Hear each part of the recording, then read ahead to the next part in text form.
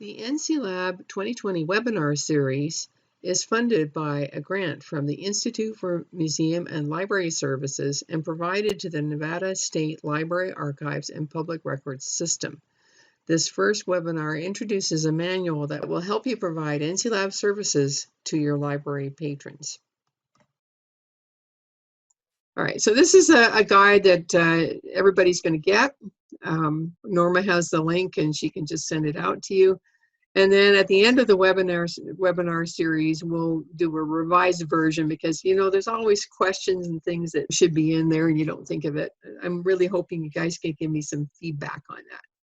So this is the layout, and I'll blow this up again so you can see it better. There's just one page each for each course. This is something you can skim briefly. And a little bit of backstory on NCLab and the library. We've been working with the library system for 6 years now. Your programs have grown with us.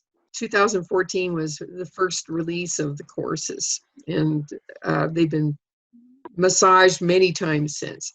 And then there's a section on just setting up the accounts. You're the main institutional account. Most of your users will be what we call enumerated accounts. So you just give them a username and password and that's it. Occasionally you might have a patron that wants an email-based account. I'll go into that a bit more. And then it just shows you how to organize by groups.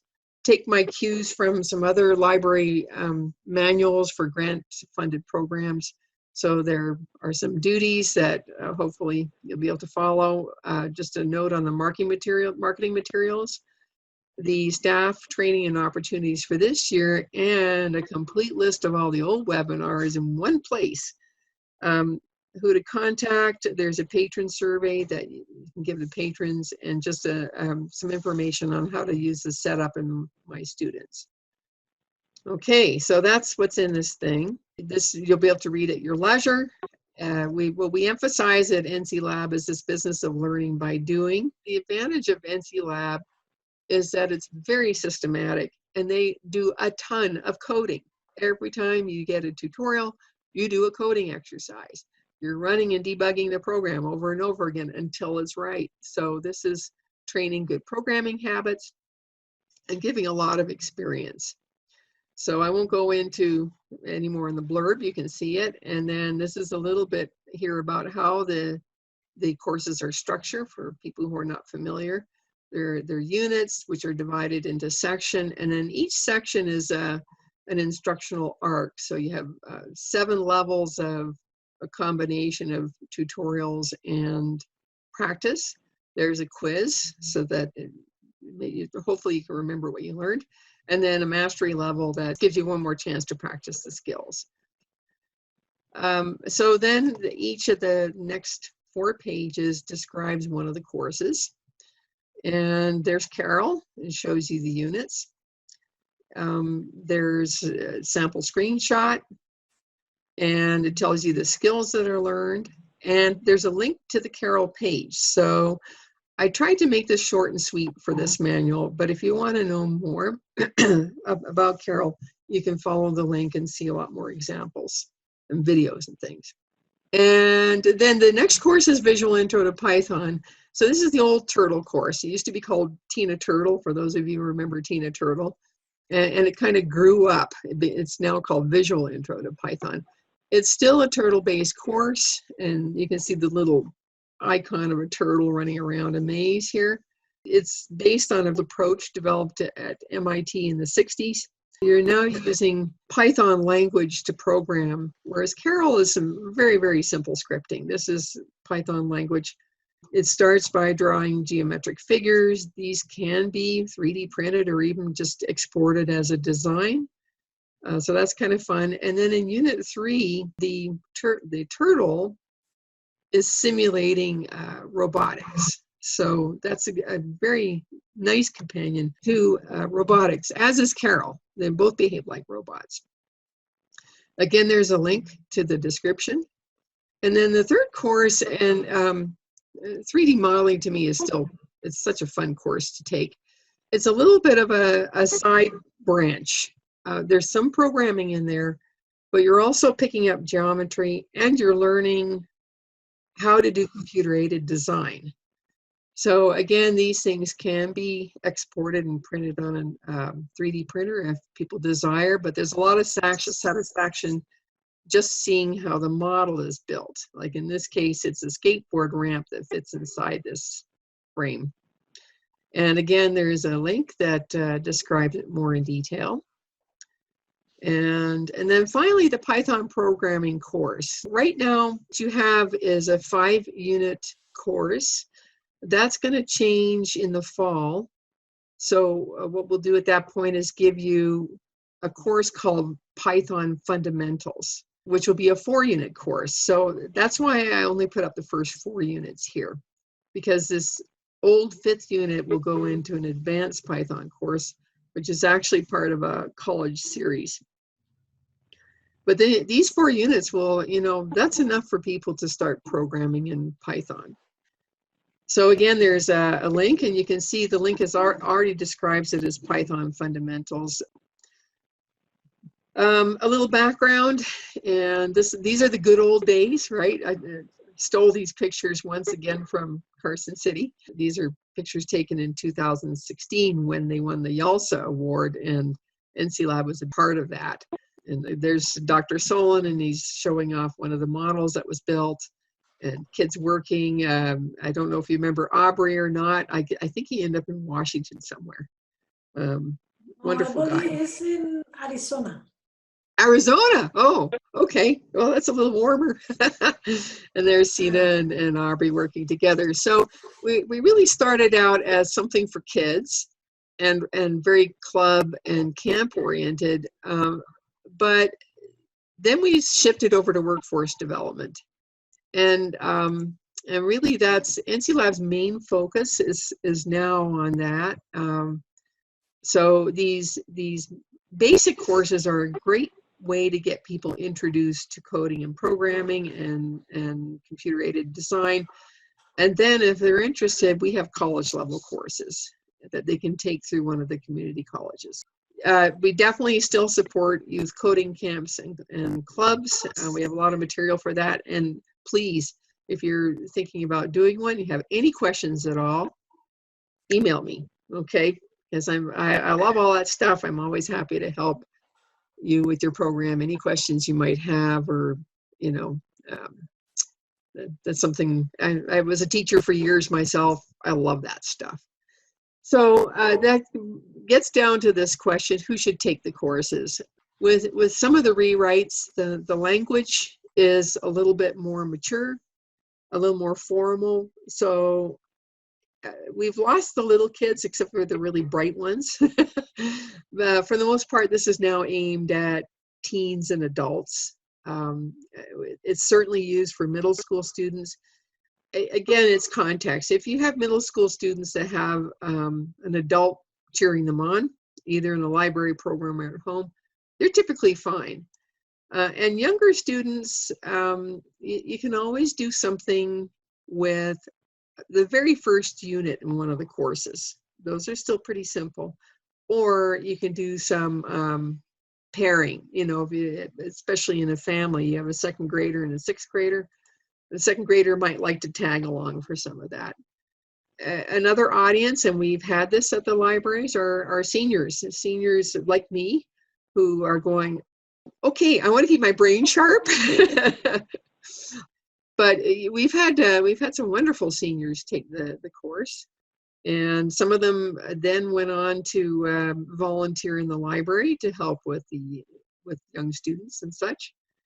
And I mentioned here, there's always exceptions, because one of our most successful students was an 8-year-old. She took the entire Karel course, and if you've been in the upper levels of Karel, you know it's not easy. So I just put together a little table to give you an idea of, if you have someone come in with a certain kind of experience level, where would be a good place for them to start. So I won't go through all this, but I think this is a useful way to place people into the right course. So, and that brings me to another point. With adult learners, we're now looking at you guys more as librarians, as curators. So this is the sort of tool that will help you curate the courses and get people into the right starting point. Okay, so a little bit about setting up the accounts. Your library account is an institution. Some of you are familiar with it, and if you're not, email me, we'll get you set up. If you have a really old one, let's go clean it up, and we might even want to start from fresh. Basically, that's what you see. For every library, you should have someone that is basically your account manager. And I'll set them up as what we call an admin teacher. And then anybody who's using the courses in a club or just any personnel who you want to add, we can add them as teachers or even a second admin. That's not a problem either way. Most libraries don't need that many seats. So if you have a really tiny library, you might only want a list of 20 to start with. If you start finding that you're running a lot of groups or you have a lot of branches, then we can set up more seats. This is all stuff you can work with me to customize what you need. And so this just explains a little bit that we're allocating seats. We set up the access to the 4 courses. We set an expiration date, which is typically the end of the contract. The type of accounts are typically just the username and password. And I have a more detailed instructions in an appendix here. And then the other part and then if you have email based, just let me know. We'll get them to sign up and we can add them as an email based account. You may have an adult or older teen who's looking to create some portfolio pieces, and they may want to share them past the time that they're at the library and convert their account to an individual paying account, so that they can use it going forward. It's kind of like you read a book at the library and then you go out and buy it, that sort of idea. So I can't do that for an enumerated account because they're dependent on the institution. I can do that for an email-based account. So that would be a rare exception, but I just want to let you know they're available and how to do it. And then you are going to want to decide how you want to organize your groups. You can organize them by function, so you might have different groups at the library, and it's really easy when you have your pool here of users. You can just click on a user and drag them into a different group. For instance, Lyon County has it set up so each group is a branch, and then it's easy to see them all on one screen. And then if you have a branch that ends up having programs, you can even split those. So in this case, maybe Yerington had a career group and a coding camp group. So all that's doable in groups. We're sending out these postcards. This is the design. I may even get them from the printer today, and as long as they look good, I'm sending them off to Norma. And then at some point, when the library is open again, you'll get a stack of these. And my inspiration was at the main branch there at the state library. They had a stack of postcards for a particular service. And I thought, that's what we need. We need something right there. And people go, oh, I want to learn how to code.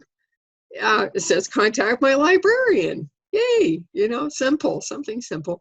And then you'll have an electronic version if you want to put it up on your LCD monitor or website, whatever. So there'll be a little bit more coming on this.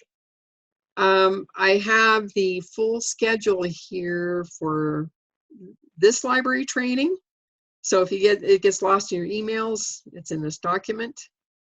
And then this is the link to instructor resources on NCLab. You do have to have an admin teacher or a teacher account to access that. It'll ask for your login, but there's tons of resources there. Projects and lesson plans and journals and such. And then the community page is where we've been depositing all the webinars. So there's a general link here that'll get you in there. You don't have to have any special privilege to get in there. And then I decided, this is something that I probably should have done all along, but here are all the titles of all the webinars and a link specifically to each one. So these are the ones we did in the last 2 years. And finally, here's the contact information for Norma and myself. And then here's a survey, and this is something I put together. You think that there's something we should add or change or take away, that's great. But really, we need more information from especially individual learners who sign up. This is helpful for shaping the program, but it's also part of the grant requirements to have some information like this. So I did put together a survey, and then finally there's how to use setup in your student panel, and the sign up link for email based, and then there's a video here on how to set up usernames and passwords, which is primarily the way you'll set up your users. And I'll just open up to questions. How would you suggest would be the best way? I mean, this clearly is easy to do as an online service for people, since we're kind of focusing now with the library closed, everything being online. Do you have any special suggestions that you might have thought of that can help facilitate that, and any difficulties that might come up with the online format of presenting this material to people? Oh, well, you know what? I think that's our next step. I'll work with Norma on that, because if you have something on your websites, people are probably still checking out electronic books, right? That's where we need to put it. I think as long as you have your general library contact that you're still responding to, then you can just how do you send them that information? If they don't, can you attach it as a message to an account? Like, you go by their library card, right? into their actual account. Yeah, that might work. That might be secure. That might be a secure way to get new people their credentials.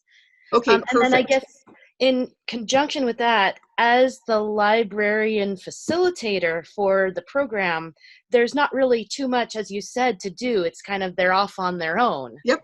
Just tell them to use that support button on the bottom of the screen. You know, it's really this button here at the bottom of the desktop. They pull that up, and then they can send a message.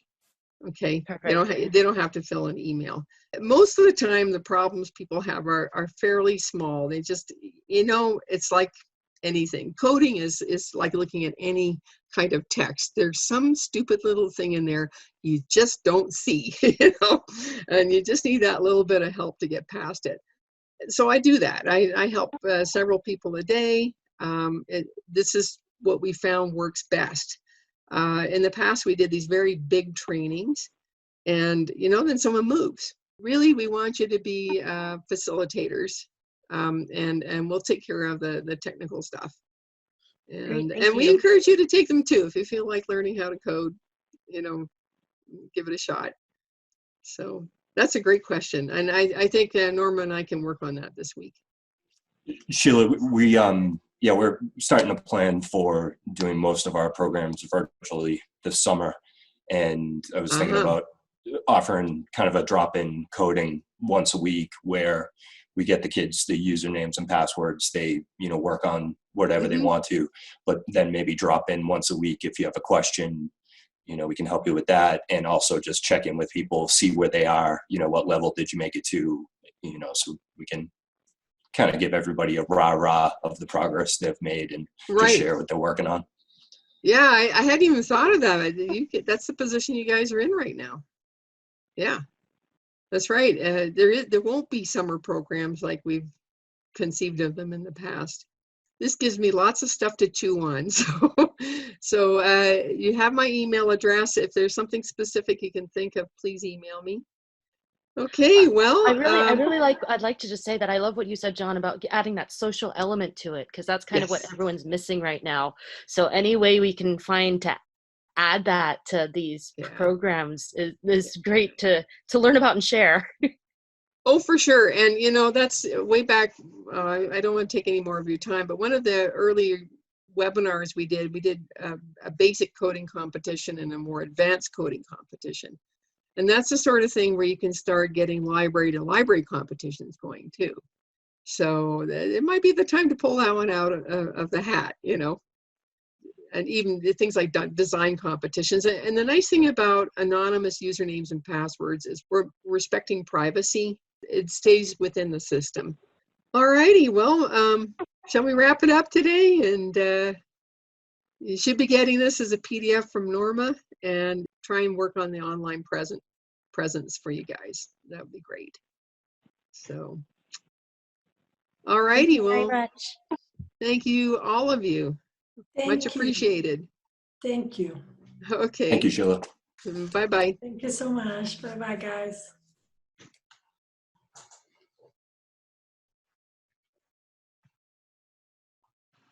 Follow-up comments. Setting up accounts while the libraries are closed. So any library patron with a reasonably new computer and internet access can do the courses. You just need to send that person a username and password. You could do that through your internet message or even mail it out. To enhance the social interaction in the club, the kids can create their own games or programs or models using the Creative Suite apps, and once a file has been saved, it can be shared by creating a URL, and that link can be put into any kind of document or chat window or whatever you like.